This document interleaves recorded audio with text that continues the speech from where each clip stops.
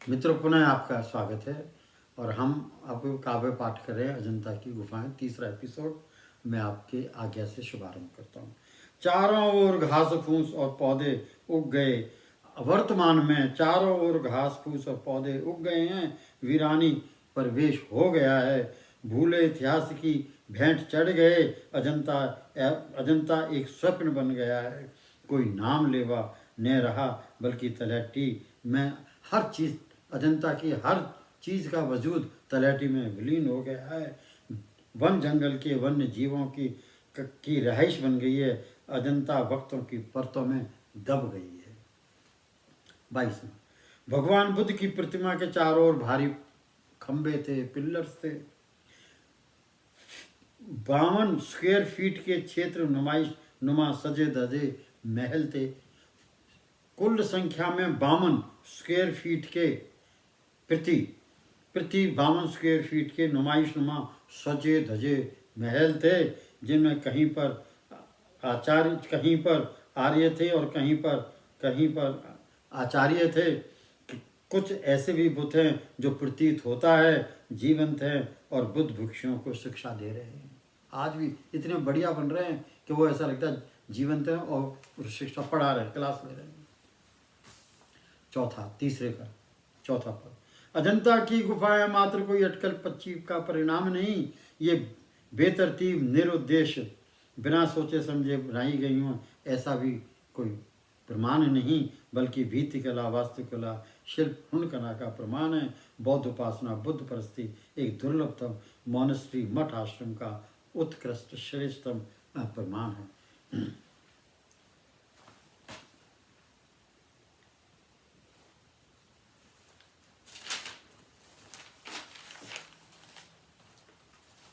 अगला पद, अजंता की गुफाएं मात्र कला या ललित कला के उद्देश्य से नहीं बनाई गई थी, बल्कि उत्साह, जोश के लालन पोषण व आशाओं की धारणा के तले बनाई गई थी। उन दिनों हजारों दिए जलाए जाते थे अंदर गुफाओं का अंधकार दूर भगाने के लिए। उन दिनों हजारों दीपक जलाए जाते थे अंदर गुफाओं के परिसर को अंधकार से मुक्त करने के लिए।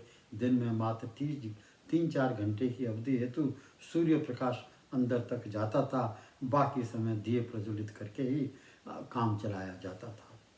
अजंता की गुफाएं निर्माण हेतु कैसा विश्वास था और कौन सी वर्कशॉप थी, कलाकार कितने थे और वह कौन थे, बहुत थे या थोड़े थे, वहीं रह रहे थे या वहाँ से चले गए थे या वहीं मर गए, यह प्रश्न आज भी उत्तर ढूंढते हैं और बहुत ही कठिन प्रश्न हैं। इनके जवाब हम ढूंढने में हमेशा असमर्थ रहते हैं। अजंता गुफाओं में वह लाजवाब भीति कला की कोमल तस्वीरें, अजंता की गुफाओं में वह लाजवाब भीति कला की कोमल तस्वीरें ब्रश से बनाई थी या उंगलियों से बनाई थी। अजंता गुफाओं में वह लाजवाब भीति कला की कोमल तस्वीरें जो आज उपलब्ध हैं, आया कि वो ब्रश से बनाई गई थी या उंगलियों से बनाई गई थी, ये हमारे मस्तिष्क के अनुमान सीमाओं से परे है। वो दस्तकार, वो कलाकार, वो मूर्तिकार कौन थे, ये हमारी कल्पनाओं से भी बहुत दूर है। अगर अजंता की गुफाएं कुल 29 हैं, अगर अजंता की गुफाएं वर्तमान में जो उपलब्ध हैं और वो 29 हैं, तो बनाने का क्रम क्रमशः नहीं था, एक के बाद 1 2 3 4 5 ऐसे बनाइए नहीं, तो बनाने का क्रम क्रमशः नहीं था। सब एक छोर से दूसरे छोर तक नहीं बनाई गई थी, बल्कि गुफा क्रम संख्या में 9 व 10 सबसे पुरानी है। ये दोनों लगभग 2200 साल पुरानी हैं, 2200 साल पहले बनाई गई थी। अजंता की गुफाएं संख्या क्रमशः 4 6 11 15 16 व 17 तकरीबन 350 एडी से 580 ईस्वी बाद की समय अवधि में बनी हैं। 28 साल तक बनती रहीं, 14 से 1470 वर्ष पुरानी है। कितनी बढ़िया इंफॉर्मेशन है।